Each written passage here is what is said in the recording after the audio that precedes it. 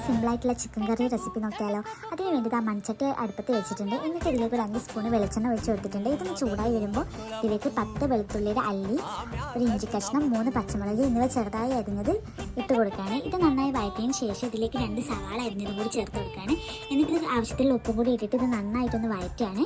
അതിനുശേഷം ഇതിലേക്ക് ഒരു തക്കാളി അരിഞ്ഞത് ചേർത്ത് കൊടുക്കുകയാണ്. എന്നിട്ട് ഇതെല്ലാം കൂടി നന്നായിട്ട് വഴറ്റുക.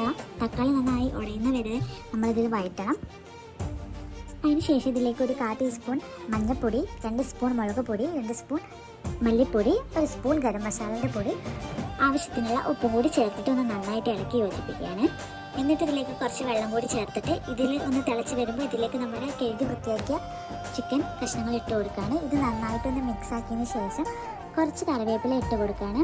എന്നിട്ട് ആവശ്യത്തിനുള്ള വെള്ളം കൂടി വെച്ചിട്ട് ഇതൊന്ന് തിളപ്പിക്കുകയാണ് കേട്ടോ. അപ്പോൾ അത് തിളച്ച് വരുന്നുണ്ട്. അപ്പോൾ അതാ ഫൈനലി നമ്മളുടെ ചിക്കൻ കറി